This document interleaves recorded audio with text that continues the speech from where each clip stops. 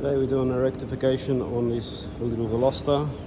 It was hit in the rear and repaired by the insurer that is covering the other party. So they've asked this girl to go to their shop, their preferred. Now we've found a lot of issues. She has raised a lot of concerns but isn't getting anywhere with her concerns. The assessors are knocking her back and denying things and saying that they were already there and giving her a hard time about it. So we've taken over and marked up a few things that is wrong with it. So firstly, you can see the quarter panel has been chipped here by the bumper.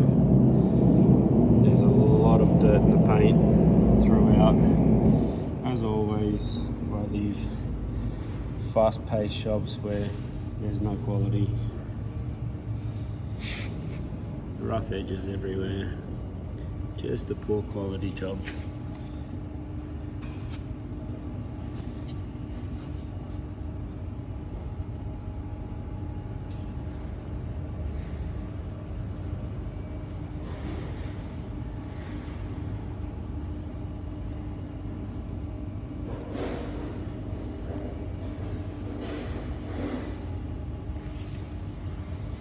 There's a black panel down here. It's got a lot of chunky rocks in it. You can see top and bottom. Underneath, the lamp is still damaged, not replaced. I think they may have replaced one. That one looks okay. There is a lot of damage still to be addressed. Fitment issues. That's the bumper. Then we've got the tailgate, which is similar kind of thing, full of dirt and the paint.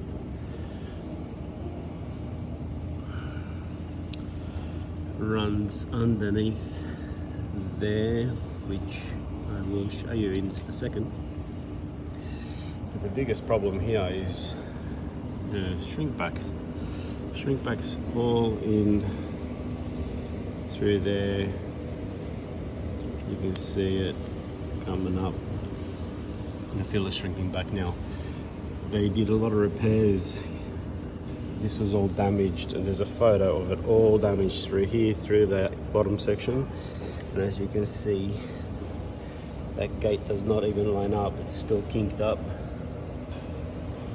So this will need a new gate.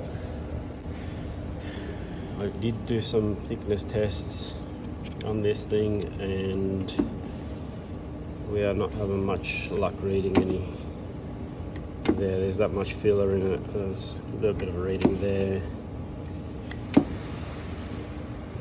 As you can see, that's a lot of filler. So instead of actually repairing this gate, pulling it down, they just filled it by the looks of it. Hence why it doesn't fit. Now I'm sure the back panel is still damaged as well. So that's the gate.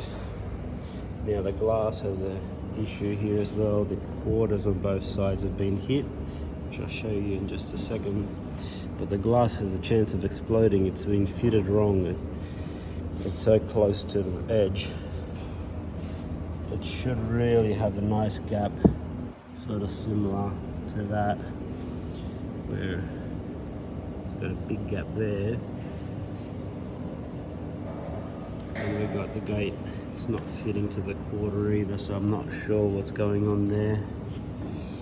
But we'll have to address that once we get a new gate and see if it's just bent, because it did hit the quarter panel here, which some genius just brush touched. And they are in the photos of the accident, even their own photos show these chips there, but brush touch is good enough. The tail light's got moisture in it, so it's obviously cracked somewhere. Going back to the gate, as you can see, good look there. zoom in on those big runs underneath.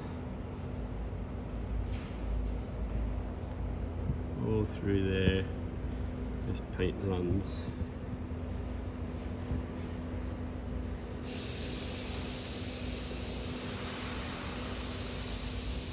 Now, if we go into the back panel, they said that they didn't do any structural repairs on this car. Obviously they didn't, but they beat the hell out of it everywhere. They just left it like that. The floor's still all bent through there. There's a hole there, which, as far as I've heard, they're denying that that was there. Not sure what the story is, but the accident that this car had was hit by an Audi Q7, which is a over 2 ton car. I think 2.2 tons. So yeah, there's damages through the floor. So this one will be needing a new back panel, and we'll be replacing everything again just to make sure that this girl's safe, because she's driven about 300 kilometers since the accident. She's quite scared to drive this car. Hyundai said to her that it's not even roadworthy after this accident, so we'll have to take over and measure it all up and fix it. There's the other part where it hit. There's a little chunk out of a thing that's been brush touched as well. I'm sure that once we pull the bumper bar off, we'll be able to see more issues with the car, but for now that's enough to do a rectification on this car and help this girl out, because she's had enough.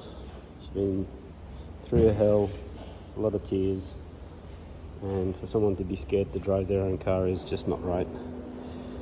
So stay tuned for part 2.